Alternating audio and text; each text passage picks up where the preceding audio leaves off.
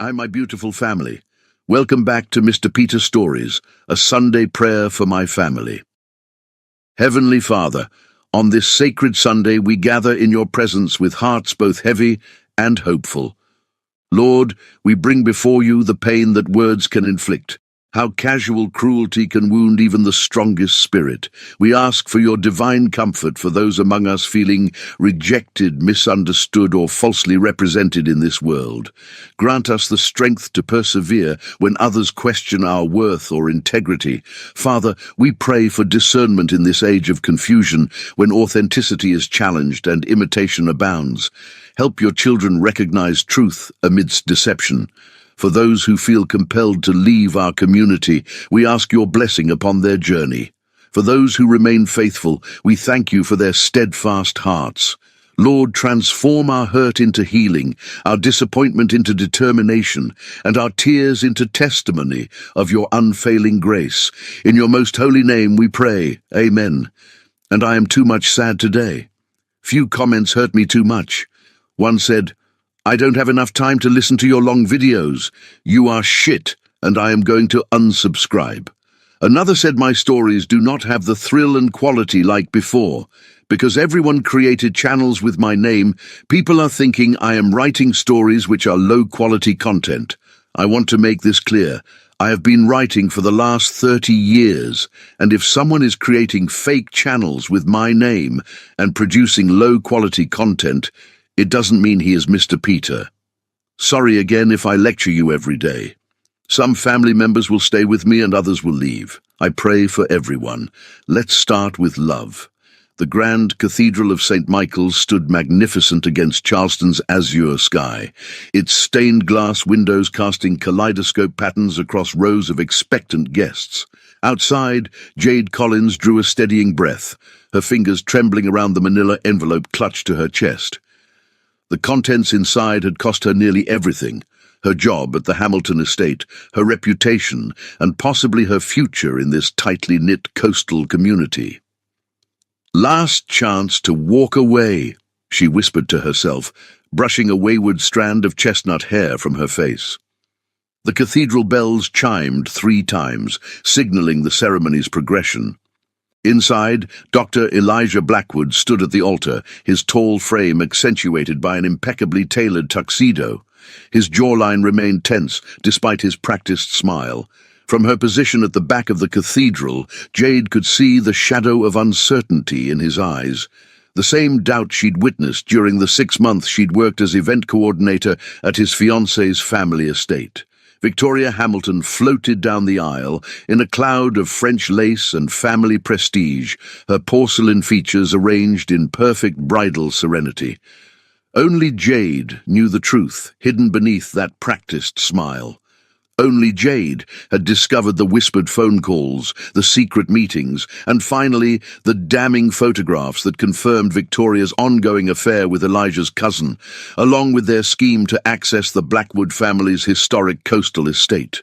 "Dearly beloved," the minister's voice resonated through the vaulted ceiling, "we are gathered here today to witness the union of Elijah James Blackwood and Victoria Catherine Hamilton in holy matrimony." Jade's heartbeat accelerated, blood rushing in her ears as the minister continued through the ceremony. She thought of her sister Emma, beautiful, trusting Emma, who had withered away after discovering her husband's betrayal too late. The memory of Emma's hollow eyes gave Jade the courage she needed when the minister finally spoke the words she'd been waiting for. "If anyone can show just cause why this couple cannot lawfully be joined together in matrimony, let them speak now or forever hold their peace." The traditional pause stretched into uncomfortable silence.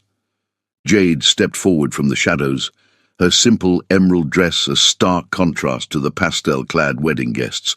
200 members of Charleston's elite society turned to stare as her heels echoed against marble floors. "I object," Jade said, her voice carrying despite her dry throat. Victoria's face transformed from shock to fury in an instant. Elijah remained perfectly still, his dark eyes locking with Jade's across the expanse between them. "This is outrageous," Victoria's father bellowed, rising from his front row seat. Forgive the interruption, Jade continued, walking steadily down the aisle, dignity in every step despite the murmurs rippling through the congregation. But Dr. Blackwood deserves to know the truth before making this mistake. She reached the altar, standing mere feet from the couple. Victoria's rage was palpable, her perfectly manicured nails digging into her bouquet of white roses. "You have exactly 5 seconds to leave before I have security remove you," Victoria hissed. Jade ignored her, focusing instead on Elijah, whose composed expression revealed nothing of his thoughts. "3 months ago, I discovered something while organizing events at the Hamilton estate," she said directly to him. "I tried to convince Victoria to tell you herself. She refused." "This is absurd," Victoria interjected. "Elijah, this woman is clearly unstable." "Let her speak," Elijah said quietly, his first words carrying unexpected authority. Jade handed him the envelope. "Inside are photographs of Victoria with your cousin Andrew, taken at Folly Beach last month. There are also bank statements showing funds being transferred from the account established for your future home together to an offshore account in Andrew's name." She swallowed hard. "And messages detailing their plan to contest your grandmother's will regarding Blackwood Haven after the wedding." The cathedral erupted in shocked whispers as Elijah opened the envelope. His expression remained controlled as he examined each document, though a muscle twitched along his jawline. Victoria's parents rose from their seats, her father's face flushed with anger. "You scheming little nobody," Victoria spat, dropping her facade completely. "You were nothing but the help. How dare you?" "Is it true?" Elijah interrupted, his voice deadly quiet as he held up a particularly damning photograph. Victoria's silence was confirmation enough. "Andrew is waiting for you now, isn't he?" Elijah asked, realization dawning in his eyes. "Not for the wedding. He was never planning to attend. He's waiting for after, when the Blackwood Trust would be accessible to you as my wife." Victoria's composure cracked. "You never appreciated what you had in me, always buried in your precious hospital, with your charity cases and impossible hours. Andrew understands ambition." "Security," Victoria's father called sharply, gesturing to the uniformed men at the cathedral entrance. Elijah raised a hand, stopping them with a simple gesture. "That won't be necessary." He turned to the stunned minister. "I believe this ceremony is concluded." Then to the guests, "Please accept my sincere apologies for the inconvenience." With remarkable dignity, he stepped away from the altar and walked directly to Jade, who stood frozen in place, suddenly uncertain what came next. "You should leave now," he said in a low voice meant only for her. "Hamilton security won't be gentle, regardless of what you've done for me today." A commotion erupted near the altar as Victoria collapsed in a theatrical display of distress, her mother rushing to her side while her father approached Elijah with undisguised fury. "I have a car waiting outside," Jade whispered urgently. "You should come with me." For a moment Elijah hesitated, years of social conditioning warring with the betrayal still fresh in his mind. Then, in a decision that would alter both their destinies, he gave a barely perceptible nod. They slipped out through a side door as chaos consumed the cathedral behind them. Outside in the brilliant Charleston sunshine, Jade led him to her modest sedan parked on a side street. "Why would you risk everything to help a stranger?" Elijah finally asked as they drove away, the cathedral spires diminishing in the rearview mirror. Jade kept her eyes on the road, knuckles white against the steering wheel. "Because I've seen what happens when someone marries a lie," she answered simply. "No one deserves that pain, not even a Blackwood." The ghost of a smile touched Elijah's lips as he stared out the window, his wedding day transforming into something entirely unexpected. "Where are we going?" he asked, loosening his bow tie with one fluid motion. "Anywhere you want," Jade replied. "Today seems like a good day for new beginnings." As they drove along the coast, neither could have imagined how prophetic those words would prove to be. Chapter 2. Dangerous Temptation. The sunset painted Charleston Harbor in shades of amber and gold as Jade stood at the overlook, her hands gripping the weathered railing. 6 hours had passed since the wedding disaster. Hours spent driving Elijah along the coastline in awkward silence before dropping him at his downtown apartment. She had fled immediately, unable to face the growing weight of consequences from her actions. Now, watching sailboats return to harbour, she wondered if she'd made a catastrophic mistake. By tomorrow, Victoria's family would ensure she'd never work as an event planner in Charleston again. The thought sent a shiver through her despite the balmy evening air. "You're a difficult woman to find," a deep voice said behind her. Jade turned to find Elijah approaching, transformed from the formal groom of hours earlier. He wore faded jeans and a simple grey Henley, his dark hair tousled by the ocean breeze. He looked younger, more approachable, yet the intensity in his eyes remained unchanged. "How did you find me?" Jade asked, fighting the urge to retreat. "Small town," he replied with a shrug. "And you mentioned this was your thinking spot when you drove me home. I don't remember saying that." "You did." He moved beside her at the railing, leaving careful distance between them. "I listen well. Occupational hazard of being a doctor." The harbour lights began twinkling on as dusk deepened around them. Neither spoke for several minutes, the rhythm of waves against the sea-wall filling the silence. "The Hamiltons are saying you fabricated everything," Elijah finally said, his voice carefully neutral. "They're claiming it was an elaborate scheme to extort money." Jade's heart sank. That didn't take long. Victoria's father has considerable influence with the local press. His gaze remained fixed on the horizon. "By morning, your name will be dragged through every gossip column from here to Savannah." "I knew the risks," Jade said quietly, though her stomach twisted at the reality now facing her. Elijah turned to study her, curiosity evident in his expression. "That's what I can't understand. Why would you risk everything to help a stranger? Your reputation, your career, you've sacrificed them all for someone you barely know." The question hung between them as Jade considered how much to reveal. The ocean breeze caught her dress, the emerald fabric dancing around her calves as she chose honesty. 3 years ago, my sister Emma married a man who was only interested in our family's property, a small but valuable stretch of land that had been in our family for generations. Jade's voice grew distant with the painful memory. By the time she discovered his true intentions, it was too late. He'd manipulated her into signing over everything. She took a steadying breath before continuing. "Emma couldn't bear the humiliation. She tried to take her own life. She survived, but something inside her didn't. I watched my vibrant, beautiful sister sink into depression that no amount of therapy could touch." "I'm sorry," Elijah said softly. "When I saw those photos of Victoria with your cousin, I recognized the same calculating look I'd seen in my brother-in-law's eyes." Jade finally met his gaze directly. "I couldn't stay silent and watch another person be destroyed by someone who viewed them as nothing more than a stepping stone." The vulnerability in her admission hung in the air between them. Elijah moved closer, his shoulder nearly touching hers at the railing. "Where is your sister now?" he asked. "Colorado. She's slowly rebuilding her life, away from the memories." Jade managed a small smile. "She works at a wildlife rehabilitation center. The animals don't judge or betray." Elijah nodded thoughtfully.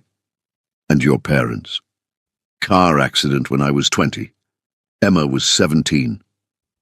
The familiar pain surfaced briefly before Jade tucked it away. "It's been just us ever since."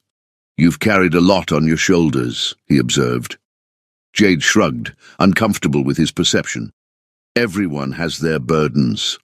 "True," Elijah agreed, "but not everyone would risk themselves for a stranger's happiness." The intensity of his gaze made her turn away, focusing instead on a distant lighthouse blinking to life against the darkening sky. "I should thank you properly," he continued. "Would you have dinner with me? There's a small place on Queen Street." "I don't need your gratitude," Jade interrupted, suddenly wary. "And you don't owe me anything." "This isn't about obligation," Elijah said, the hint of a smile warming his features. Maybe I simply want to know the woman brave enough to crash the society wedding of the year. Despite herself, Jade felt an answering smile tug at her lips. I'm pretty sure having dinner with the jilted groom would complete my social suicide in this town. Probably, he agreed with unexpected lightness, though I think that ship has sailed for both of us. He studied her with renewed interest. You know what the strangest part of today was? When you stepped forward in that church, I felt relief. The confession lingered between them, shifting the atmosphere. A sail snapped sharply on a nearby boat, punctuating the moment. It's been a surreal day for both of us, Jade said carefully. You narrowly escaped a disastrous marriage, and I've likely burned every professional bridge in the Low Country. Maybe what we both need is space to process. Elijah's expression remained unreadable as he nodded slowly. Space, he repeated, the word sounding like a question. Is that really what you want right now? To be alone with the wreckage? The harbour lights reflected in his dark eyes, and Jade found herself unable to look away. Something electric shimmered in the narrow space between them, a dangerous, unexpected current. What I want, Jade began, then stopped herself, suddenly aware of how close they were standing. Tell me, Elijah urged, his voice dropping to a near whisper. The gathering darkness wrapped around them like a cocoon, creating an intimate world separate from the day's chaos. Jade felt the last of her carefully constructed defenses wavering. This is crazy, she murmured, even as she found herself leaning imperceptibly closer to him. Elijah reached up, his fingertips just barely brushing her cheek, sending ribbons of warmth through her skin. Stay with me tonight, he whispered against her ear. No promises, no tomorrow, just tonight.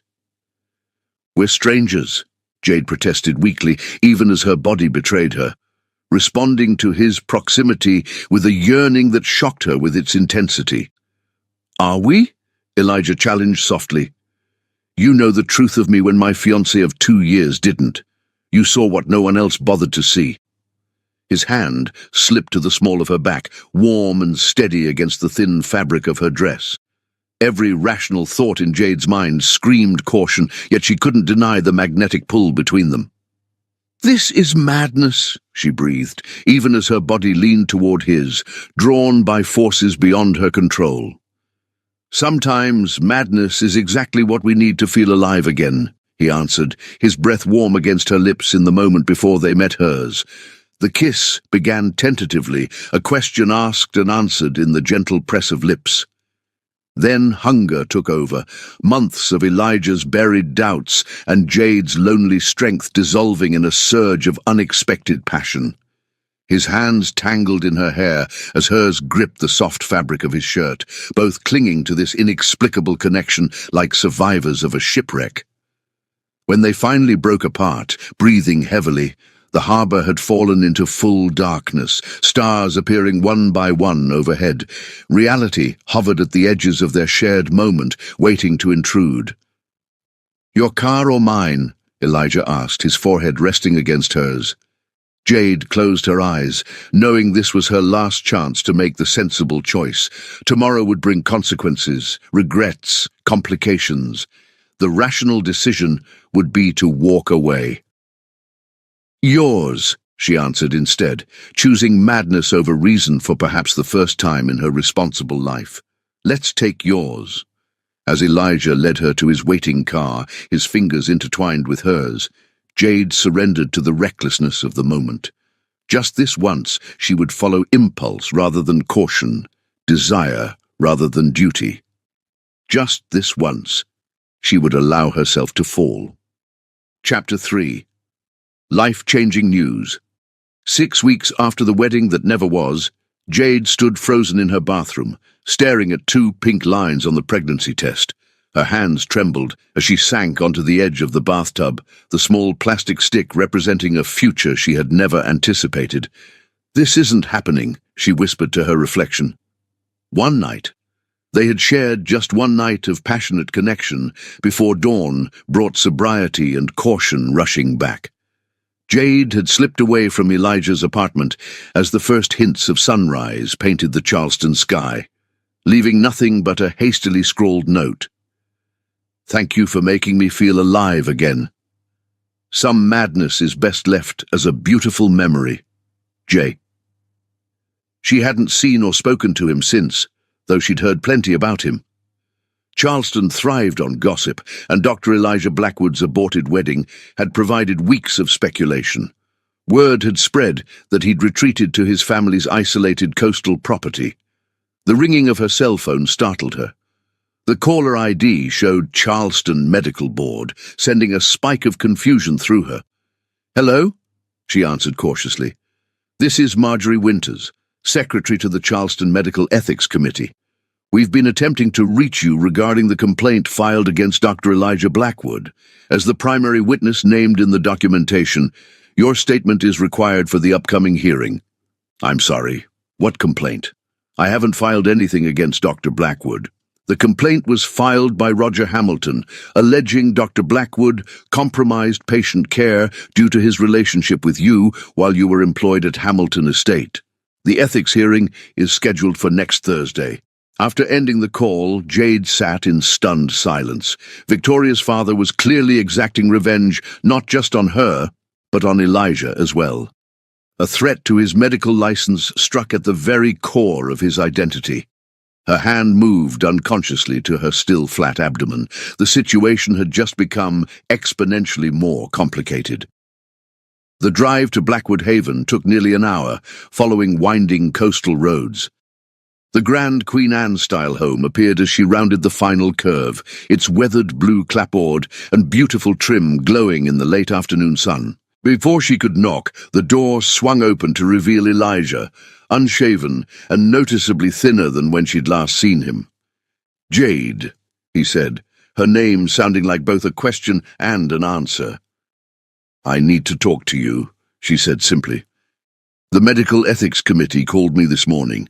Victoria's father has filed a complaint against you." Elijah's expression hardened. "I received notice of the hearing yesterday. Roger Hamilton is not a man who accepts defeat graciously." "Your medical license is at risk," Jade said, unable to mask her concern.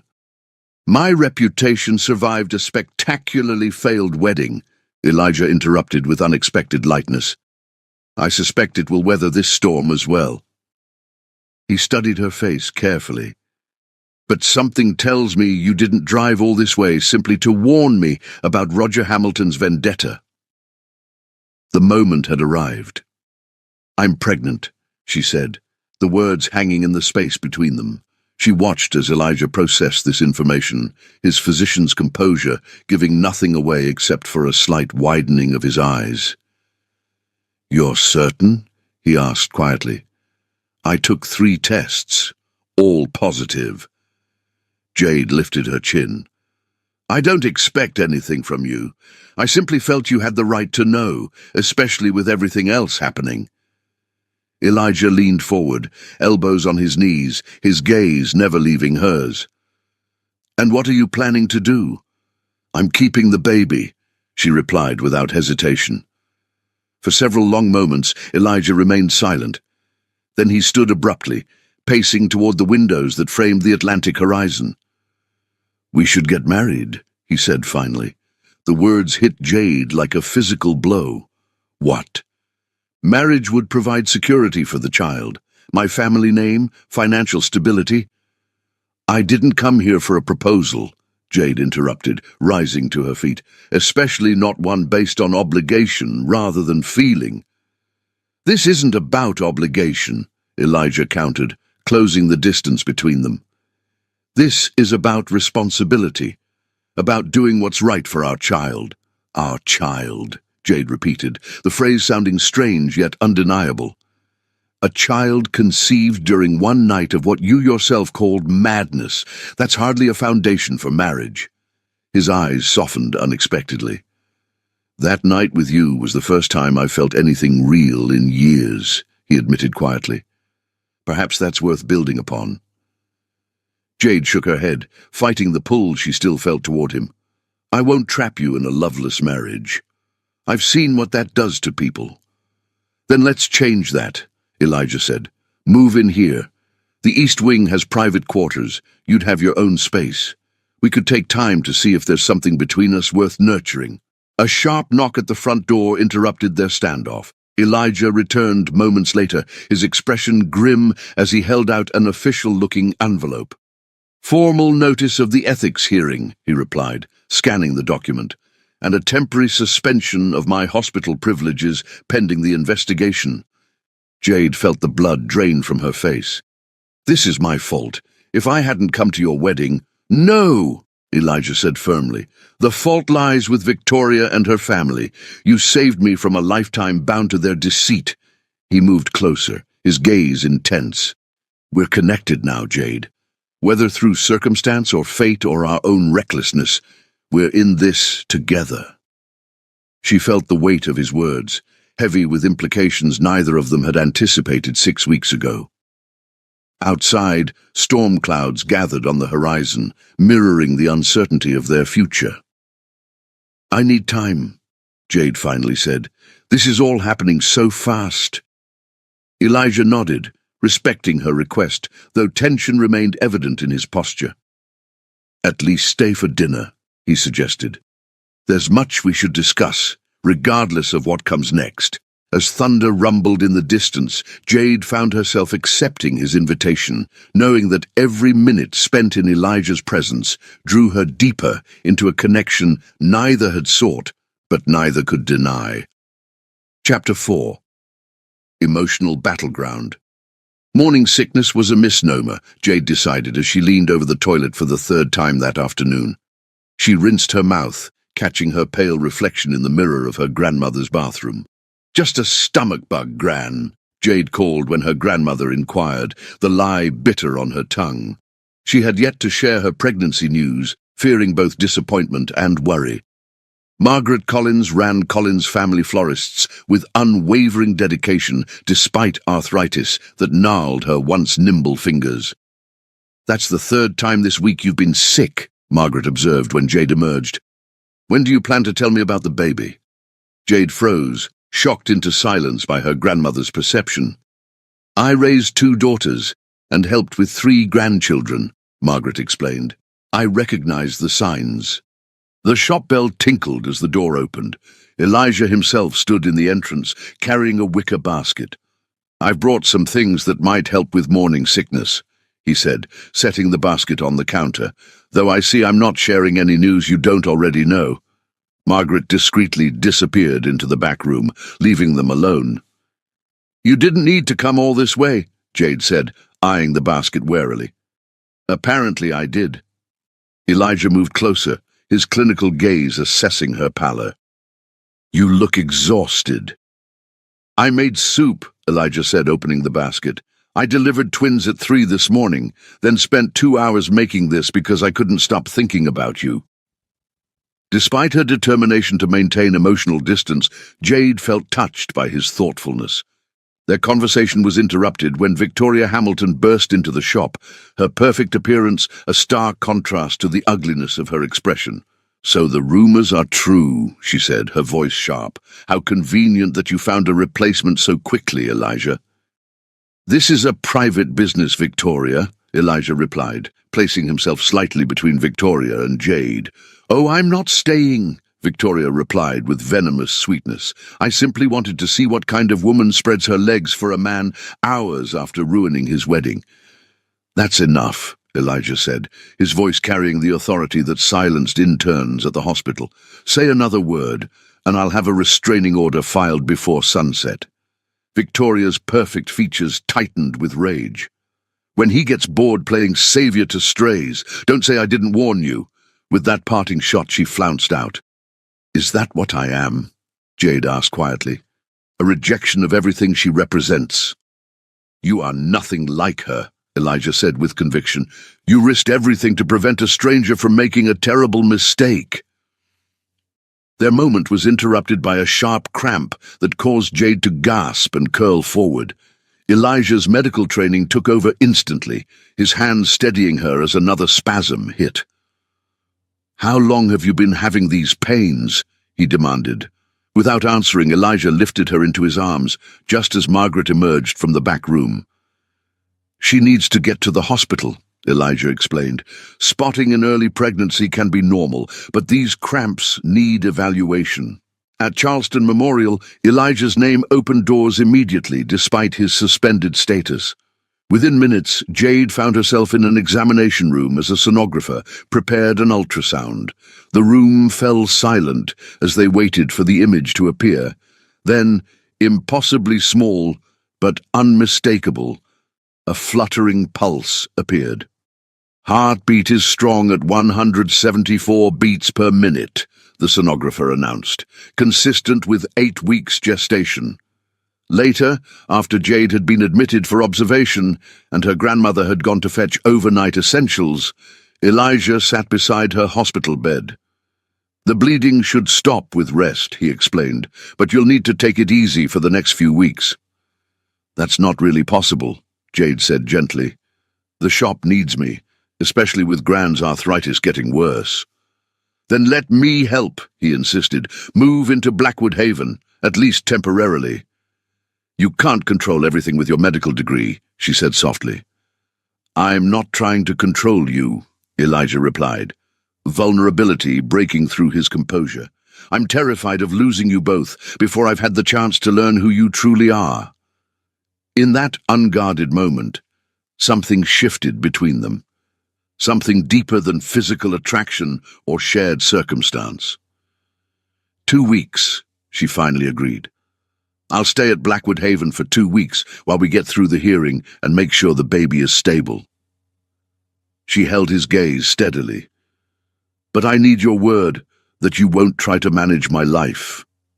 "You have my word," he promised, the sincerity in his voice leaving no room for doubt. Outside the hospital window, a summer storm gathered strength, lightning flashing against the darkening sky. As thunder rolled across the harbor, Jade realized they were embarking on a journey far more complex than either had imagined when their paths first crossed. Chapter 5. Reluctant Surrender. Blackwood Haven possessed a tranquility Jade hadn't experienced since childhood summers spent at her grandfather's lake cabin. From the guest cottage's expansive porch, she watched the Atlantic surf crash against the rocky shoreline 50 yards away, the rhythmic sound a natural lullaby that eased her perpetual tension. "Tea's ready," Elijah announced, emerging from the cottage with 2 steaming mugs. 10 days into her stay, they had developed a comfortable routine of shared breakfasts and evening conversations on this porch, the wicker chairs positioned to capture both the ocean view and the breeze. "Thanks." Jade accepted the herbal blend he'd concocted specifically for her pregnancy symptoms. "The nausea's actually better today." "You're entering the 2nd trimester soon," Elijah noted, settling beside her. "Many women find their symptoms improve around 12 weeks. Jade smiled faintly. "There he goes, Dr. Blackwood making an appearance." "Force of habit," Elijah admitted with an answering smile, "though I suspect my medical credentials may soon be in question." The Ethics Committee hearing loomed just 2 days away. Despite their legal team's confidence, the uncertainty weighed heavily on both of them. Jade had spent hours rehearsing her testimony with Elijah's attorney, determined to protect his reputation and career from Roger Hamilton's vindictive attack. "Your attorney seems certain the complaint will be dismissed," Jade said, more to reassure herself than him. "Lawrence is paid to project confidence," Elijah replied, his gaze fixed on the horizon. "But Roger Hamilton chairs the hospital board and has allies on the ethics committee. This won't be a fair fight." His pessimism troubled Jade. The Elijah she'd come to know during their time together was many things: reserved, occasionally controlling, intensely private, but never defeatist. "Something else is bothering you," she observed. "What aren't you telling me?" Elijah hesitated, weighing his words carefully. Another habit she'd noticed. He measured his speech as precisely as medication doses. I received a call from Dr. Diana Winters yesterday, he finally said. She's arriving in Charleston tomorrow. The name meant nothing to Jade, but Elijah's subtle tension spoke volumes. And Dr. Winters is my former mentor from Johns Hopkins. She runs the International Medical Relief Foundation now. He set his mug down precisely on the table between them. She's offering me a position heading their trauma surgery initiative in Switzerland. The revelation struck Jade with unexpected force. Switzerland. An ocean away from Charleston, from her grandmother's shop, from everything familiar. That sounds like an incredible opportunity, she managed to say, fighting to keep her voice neutral. It would certainly solve our current predicament, Elijah acknowledged. The position comes with diplomatic immunity due to the Foundation's UN affiliation. Hamilton's vendetta couldn't follow me there. When would you leave? Jade asked, her hand unconsciously moving to her still flat abdomen. Elijah's gaze followed the gesture. Diana wants an answer within the month. If I accept, I'd start in September. September. Just 4 months away. 4 months before their child would begin growing without a father present. The thought created a hollow ache in Jade's chest that surprised her with its intensity. You should take it, she said, the words tasting like ash. This is your career, your passion. You shouldn't let the Hamiltons take that from you. Elijah studied her face with the focus he likely brought to difficult diagnoses. The position would include accommodations large enough for a family, he said quietly. Diana is aware of our situation. The implication hung between them, unspoken but unmistakable. He was asking her to go with him, to leave behind her grandmother, the flower shop, the only home she'd ever known. Elijah, A sleek silver Mercedes interrupting her response as it crunched up the oyster-shell driveway, coming to a stop near the main house. A tall, elegant woman emerged, her silver-streaked dark hair caught in a sophisticated twist. Even from a distance, her commanding presence was evident in her perfect posture and purposeful stride. That's Diana, Elijah said unnecessarily, rising from his chair. She's early. Jade stood as well, suddenly conscious of her simple sundress and bare feet. I should give you privacy for your meeting. No, Elijah said firmly, surprising her. I'd like you to meet her.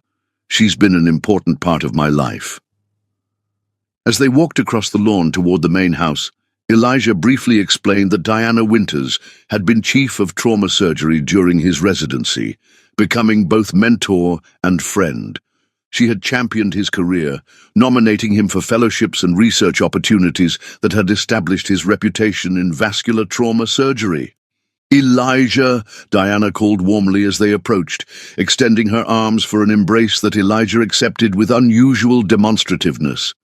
She was strikingly beautiful for a woman Jade guessed to be in her mid-50s, with sharp cheekbones and intelligent dark eyes that evaluated Jade immediately. Diana, this is Jade Collins, Elijah said, completing the introduction with a formality that emphasized their uncertain relationship status. Jade, Dr. Diana Winters. The famous Jade, Diana said with an enigmatic smile, offering a firm handshake.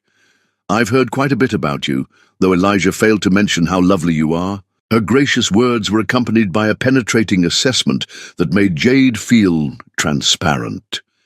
This woman had known Elijah for years, had shaped his career, and clearly held his respect. The comparison between Diana's sophisticated presence and her own simple circumstances wasn't lost on Jade. It's a pleasure to meet you, Doctor. Winters, Jade replied, grateful for her grandmother's insistence on proper manners in all situations.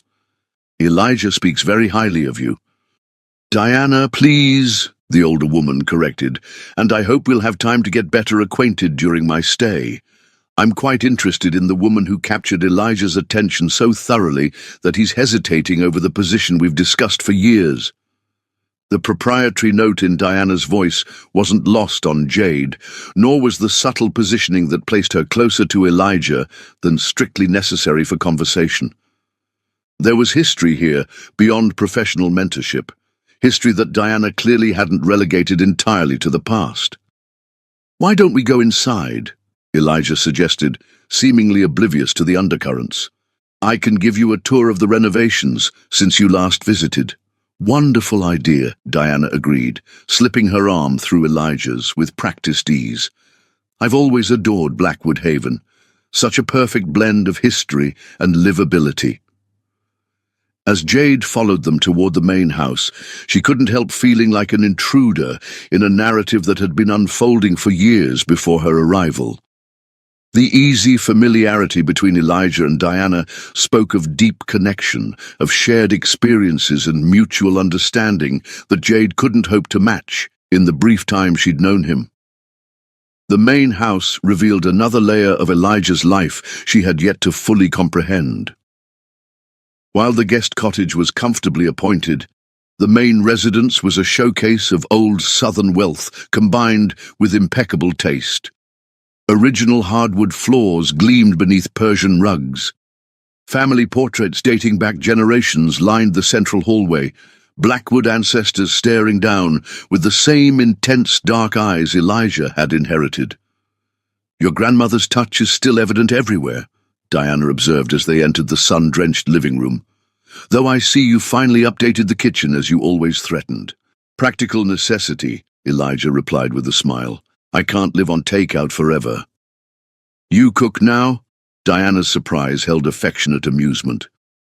The man who once considered cold pizza a balanced breakfast.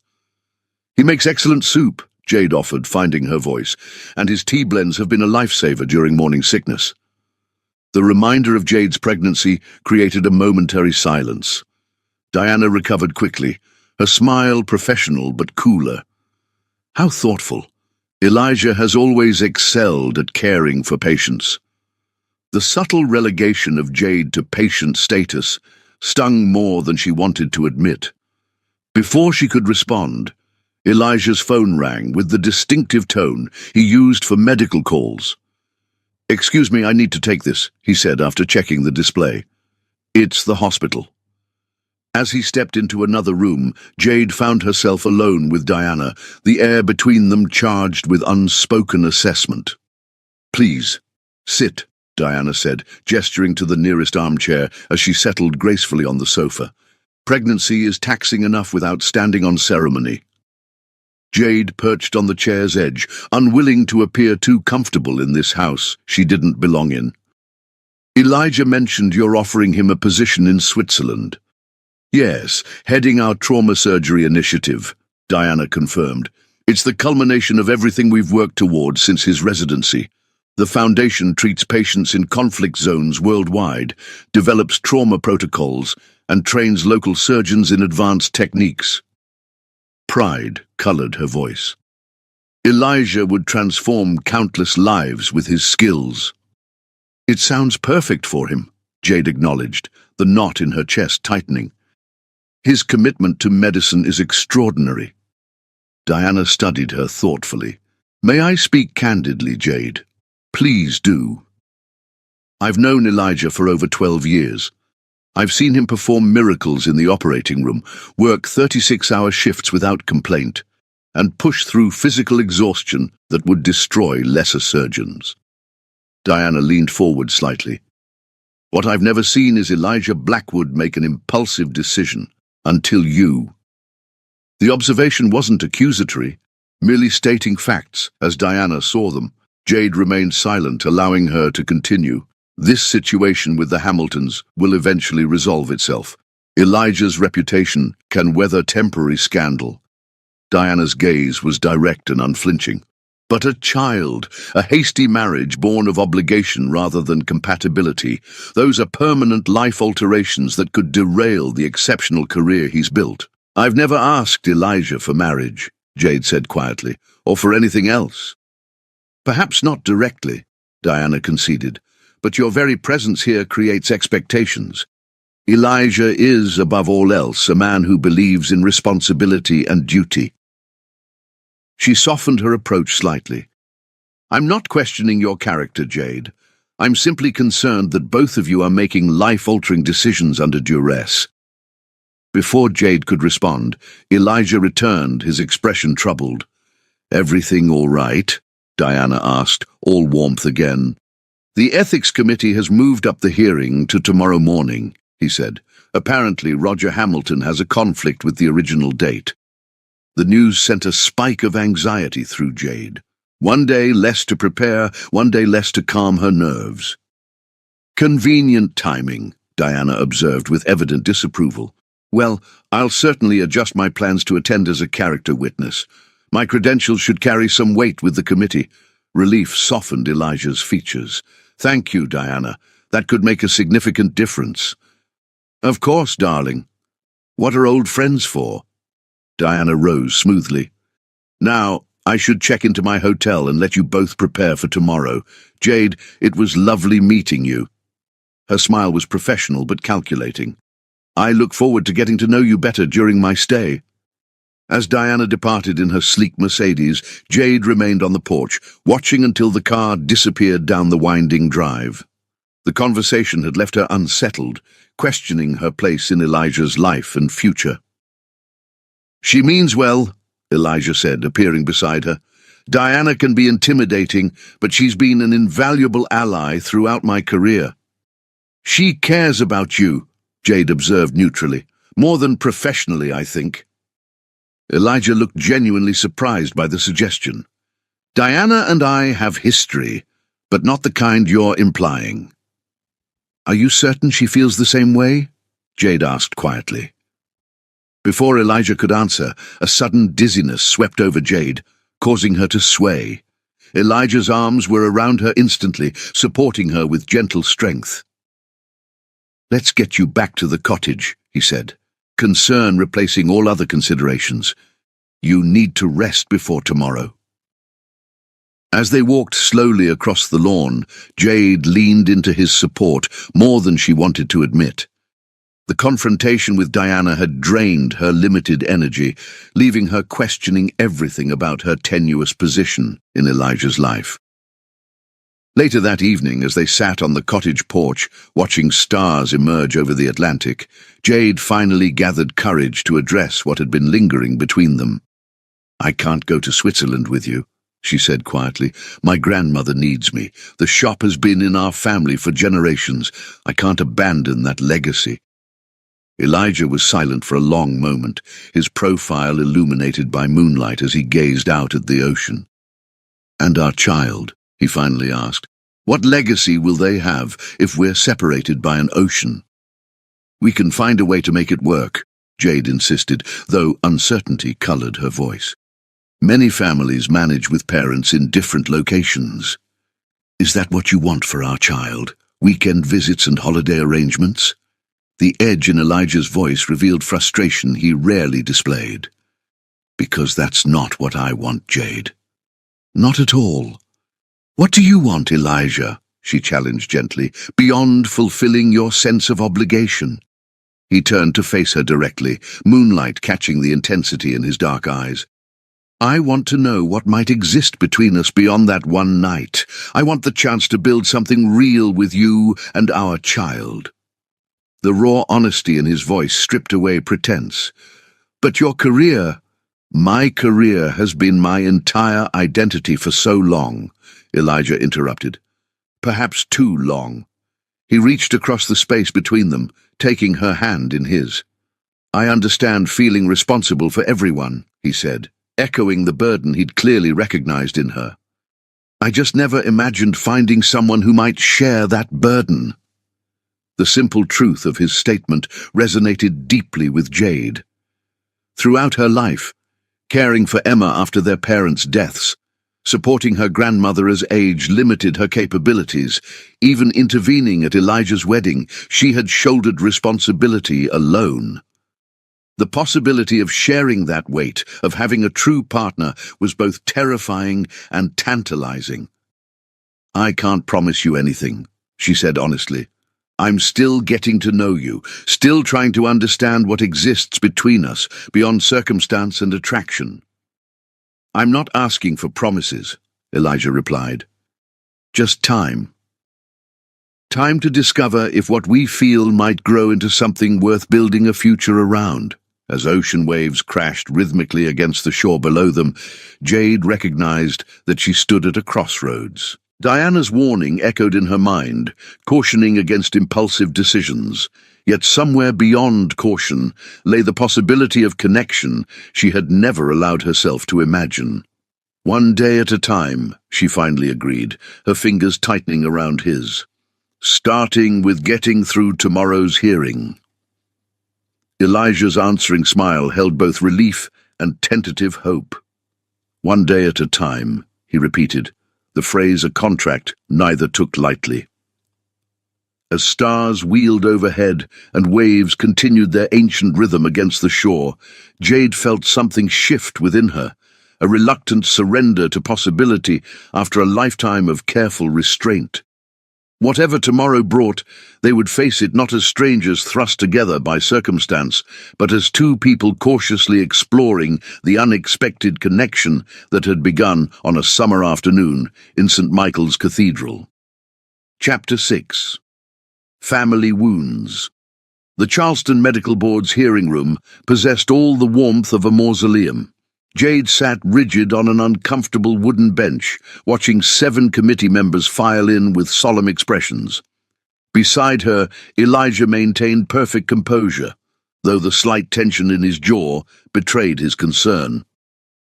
After 3 hours of questioning, Jade had recounted her employment at Hamilton Estate, confirmed the timeline of her interactions with Elijah, and repeatedly refuted accusations of inappropriate conduct. The committee calls Dr. Diana Winters, the chairperson announced. Diana entered with commanding presence, her credentials impeccable as she detailed her long professional relationship with Elijah. Her testimony painted him as exceptional, dedicated, ethical, and committed to patient care. Roger Hamilton's attorney leaned forward. And this professional association included a romantic relationship with Dr. Blackwood, did it not? Dr. Blackwood and I briefly dated during his final year as an attending at Johns Hopkins, Diana replied with perfect composure. Our relationship has been strictly professional for the past 5 years. The revelation struck Jade with unexpected force. Elijah had explicitly denied any romantic history when she'd questioned him. By late afternoon, the committee announced they would deliberate before delivering their decision. Outside the hearing room, uncomfortable silence descended between them as they walked to the parking garage. You lied to me, Jade said quietly. You said there was no history between you and Diana. I said not the kind you were implying, Elijah replied. We dated briefly, years ago. It wasn't serious. As they crossed the causeway to Blackwood Haven, Elijah broke the silence. I've been invited to my father's birthday dinner tomorrow night, he said. He specifically requested that you join us. Your father wants to meet me? Why? Blackwood family tradition dictates that all potential family connections are evaluated by the patriarch, Elijah explained stiffly. The Blackwood family estate made Blackwood Haven look modest by comparison. Situated on Charleston's historic battery, the antebellum mansion stood as testament to generations of wealth. James Blackwood rose from his armchair, silver-haired and distinguished in a perfectly tailored suit. Though in his 70s, he carried himself with military precision, his handshake firm as he greeted his son with formal correctness rather than paternal warmth. Father, may I present Jade Collins, Elijah said. Jade, my father, Dr. James Blackwood. The elder Blackwood's assessment was immediate and thorough. Miss Collins, I've heard a great deal about your intervention at my son's wedding. Dinner unfolded in the formal dining room beneath a crystal chandelier, conversation flowing with practiced southern civility. Elijah tells me you're working in your grandmother's flower shop, James remarked. Quite a change from event coordination at Hamilton Estate. My grandmother has arthritis, Jade explained evenly. The business has been in our family for 3 generations. What college did you attend, Miss Collins? James continued. I attended Charleston Community College while raising my younger sister after our parents died, Jade replied.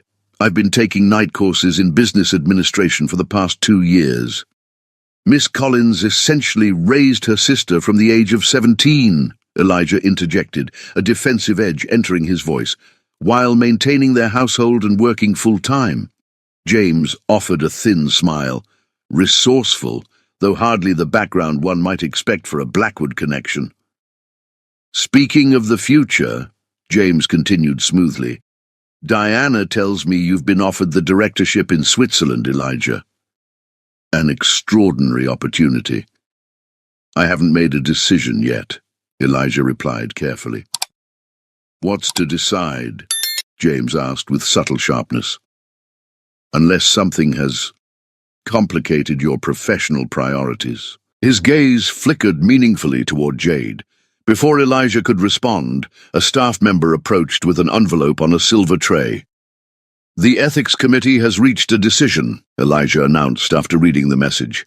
All charges have been dismissed. My hospital privileges will be fully reinstated tomorrow. Excellent news, James declared.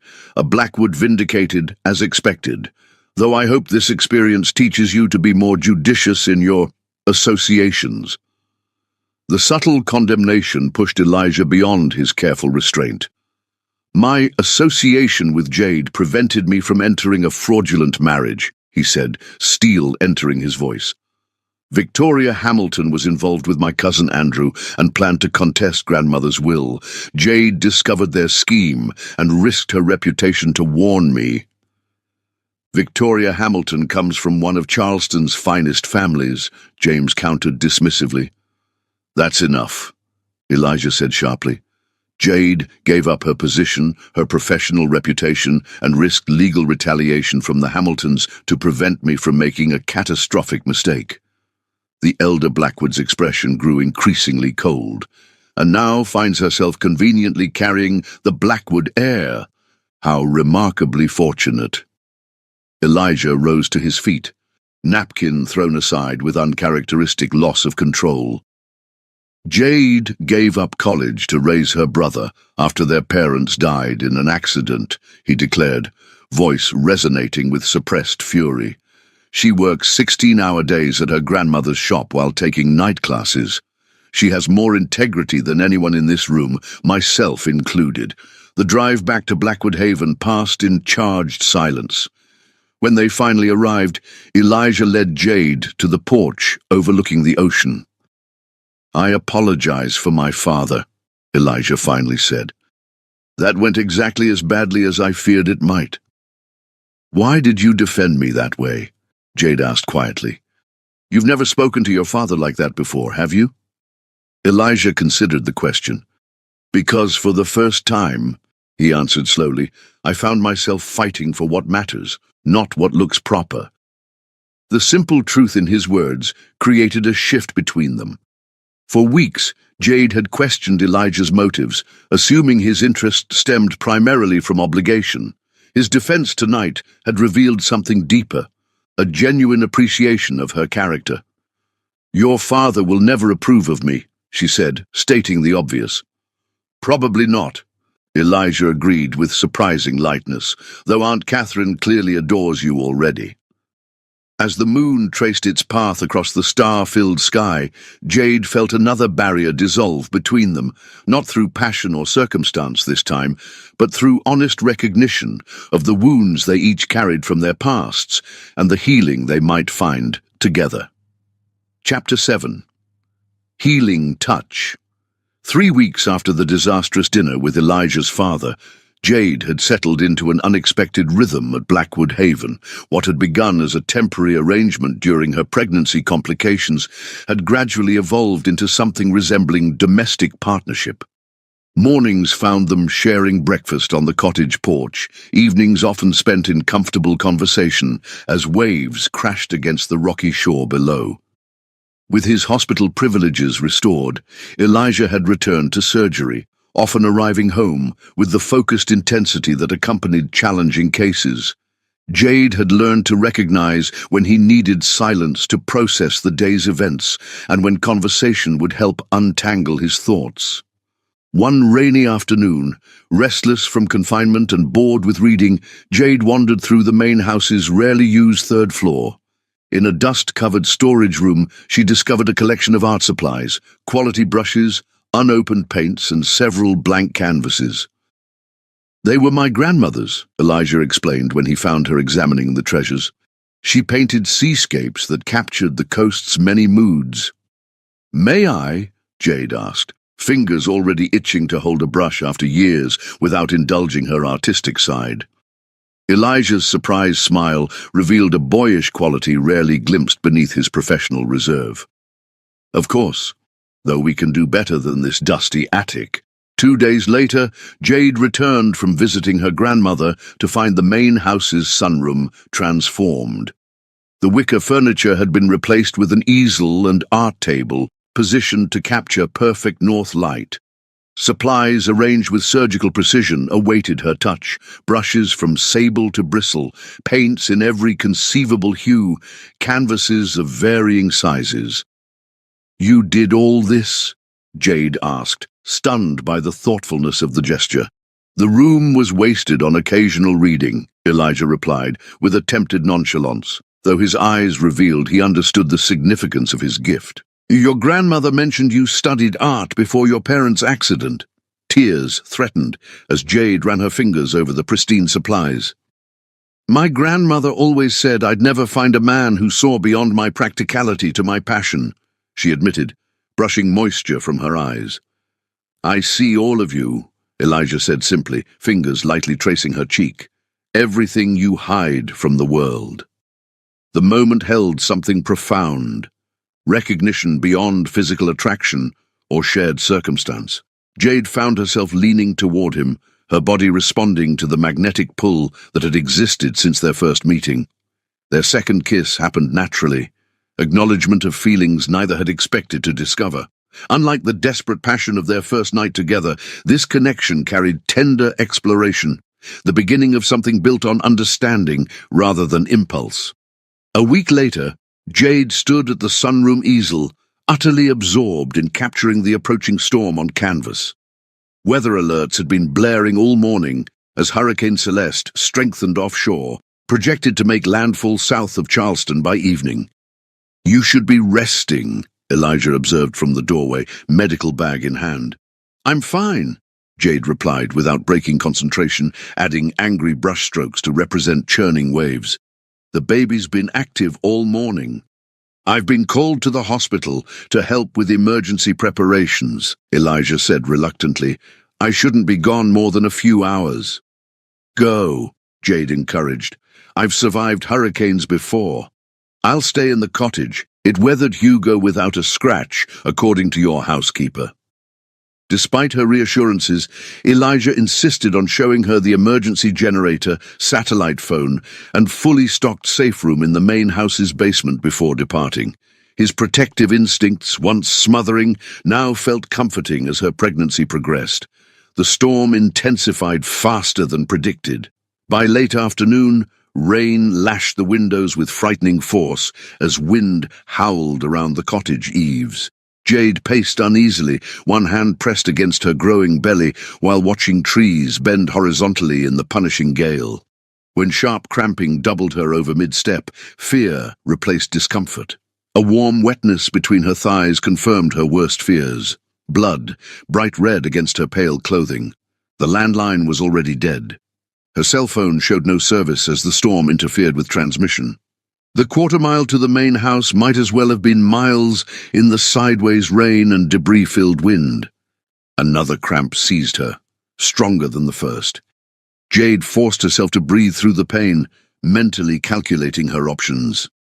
The baby. She had to protect their baby. Wrapping herself in a rain jacket, she stepped onto the porch just as headlights cut through the gloom. Elijah's car fishtailed up the drive, relief flooding through her at the sight. He reached her in seconds, medical training overriding everything as he assessed her condition. How long has the bleeding been happening? Any clots? Rate the pain on a scale of 1 to 10. Started 20 minutes ago, Jade managed through clenched teeth. No clots yet. Pain is 7 and climbing. Elijah carried her to the main house, his strength steady despite the raging storm. Inside, he transformed the living room into a makeshift examination room with practiced efficiency, laying out medical supplies from his bag while issuing calm instructions. "I need to examine you," he explained, all personal connections subsumed by professional focus. "The hospital is inaccessible. Roads are already underwater. We have to manage this ourselves." Jade nodded through another contraction, fear evident in her wide eyes. "The baby." "I'll do everything possible," Elijah promised, his steady hands belying the concern in his expression. The examination was thorough and clinical, Elijah's years of training evident in every precise movement. When he finally looked up, cautious relief had replaced his grave concern. "Placental edge separation," he diagnosed. "Minor but concerning. Your cervix remains closed, which is excellent news." He prepared a syringe with practiced hands. "This will help reduce contractions." Outside, the hurricane reached full intensity, windows rattling in their frames as the historic house creaked against nature's onslaught. Inside, another battle raged, medicine against complication, love against fear. "Tell me what to do," Jade pleaded, as another contraction gripped her. "Breathe with me," Elijah directed, demonstration slow inhalations. "Visualization helps. Imagine your blood vessels constricting, bleeding, slowing." Hours passed in tense vigilance. Elijah monitored vital signs with makeshift equipment, administered medication with precise timing, and spoke in the soothing tones reserved for frightened patients. When the bleeding finally slowed, dawn was breaking through storm-battered windows. "You're stabilizing," Elijah confirmed, exhaustion evident in the shadows beneath his eyes. "Both your pulse and blood pressure are improving." Only then did he allow himself to collapse beside her on the sofa, medical mask of composure cracking to reveal genuine terror. "I've never been so frightened," he admitted, voice raw with emotion. "Not in the operating room, not during disaster relief missions, never." "We're okay," Jade assured him, guiding his hand to feel the reassuring flutter of movement in her belly. "You saved us." "I almost lost you both," Elijah whispered, professional detachment entirely gone. His fingers trembled against her skin, revealing vulnerability he'd never shown before. "If I hadn't forgotten those case files." "But you did," Jade said simply. "You came back at exactly the right moment." In the hurricane's aftermath, something fundamental had shifted between them. Elijah's controlled facade had crumbled completely, revealing the depth of feelings he'd kept carefully contained. Jade had glimpsed the man behind the doctor, behind the Blackwood name, a man whose carefully constructed walls had finally begun to fall. As they lay together in exhausted relief, the hurricane gradually subsiding outside, Jade recognized that their relationship had weathered its own storm. Whatever came next, they had already survived the unimaginable together. Chapter 8. Trust. Betrayed. Charleston sparkled after the hurricane, washed clean by fierce rains that had thankfully caused minimal damage to the historic district. 2 weeks after the storm, Jade's pregnancy had stabilized enough for her doctor to permit limited activities, including a much-needed visit to her grandmother's shop. Margaret Collins embraced her granddaughter with visible relief, her keen eyes assessing Jade's improved color and the now obvious curve of her belly. "You look better," Margaret declared, guiding Jade to the shop's comfortable back office. "That young doctor of yours must be taking good care." "Elijah's been attentive," Jade acknowledged, smiling despite herself. The hurricane night had marked a turning point in their relationship, vulnerability creating connection where caution had once prevailed. "Has he convinced you to marry him yet?" Margaret asked bluntly, ever practical. "Gran!" Jade protested, though without real indignation. We're still getting to know each other. The circumstances of our relationship aren't exactly conventional. Neither were your grandfather and I, Margaret remarked, arranging teacups with arthritic but determined fingers. He proposed 3 times before I said yes. Good men are worth making certain of. Their conversation turned to shop matters, orders that needed fulfilling, accounts requiring attention, decisions postponed during Jade's absence. As they reviewed the ledgers, an unfamiliar account notation caught Jade's attention. "What's this payment from Coastal Educational Trust?" she asked, pointing to a substantial monthly deposit. Margaret looked momentarily flustered, an unusual sight in a woman known for unflappable composure. "Just a corporate account," she said vaguely, "ordered arrangements for their offices." Something in her grandmother's evasion triggered Jade's suspicion. Further investigation revealed identical payments dating back 3 months, coinciding exactly with Jade's move to Blackwood Haven. "Gran," Jade said slowly, "these payments started the same week I told you about the baby, and there's no record of actual flower deliveries." Margaret sighed, setting down her teacup. "I promised not to tell you." "Tell me what?" Jade asked, though growing certainty already tightened her chest. "Dr. Blackwood came to see me the day after you told him about the pregnancy," Margaret admitted. "He wanted to help without wounding your pride, so he established a corporate account with the shop." "He's been secretly supporting the business?" Jade clarified, disbelief warring with rising anger. "The shop needed the income with you away," Margaret explained practically, "and it allowed me to hire temporary help." The revelation disturbed Jade more than she could immediately articulate. While she appreciated Elijah's concern for her grandmother, his decision to act without consulting her felt like a fundamental breach of trust, reminiscent of other men who had made decisions for the Collins women without their input or consent. "There's something else," Margaret added reluctantly. "He's also been paying Ben's college tuition." "My brother's tuition?" Jade repeated incredulously. "How is that even possible?" "Benjamin called last month, worried about his scholarship funding after changing majors," Margaret explained. "I mentioned it to Dr. Blackwood during one of his visits. Next thing I knew, Ben called to say his tuition had been covered by a medical education fund." The accumulated revelations left Jade speechless. While still processing this information, her cell phone chimed with a text from Elijah announcing his early return from the hospital. "I need to go," she said abruptly, gathering her purse with trembling hands. "Don't be too hard on him," Margaret cautioned. "His intentions were good, even if his methods were misguided." The thunderstorm that broke over Charleston mirrored Jade's turbulent emotions as she drove to Blackwood Haven. Rain lashed the windshield, blurring her vision as thoroughly as unshed tears. She found Elijah on the main house's covered porch, watching lightning illuminate the angry ocean. His smile of greeting faded quickly as he registered her expression. "Your grandmother told you," he said, resignation replacing welcome. "About the secret payments to her shop? Or about paying my brother's tuition without bothering to consult me?" Jade demanded, heedless of the rain soaking her as she stood at the porch's edge. "Which betrayal of trust were you expecting me to discover first?" Elijah stepped forward, concern replacing defensiveness. "Come inside. You'll catch cold." "I'm not concerned with comfort right now," Jade replied, her voice rising above the storm. "I want answers. What gave you the right to remake my family's finances without my knowledge?" "I was trying to help," Elijah explained, frustration evident in his stance. "Your grandmother's arthritis is worsening. The shop needed support with you here. Your brother's education is my responsibility," Jade interrupted fiercely. "Mine, Elijah, not yours."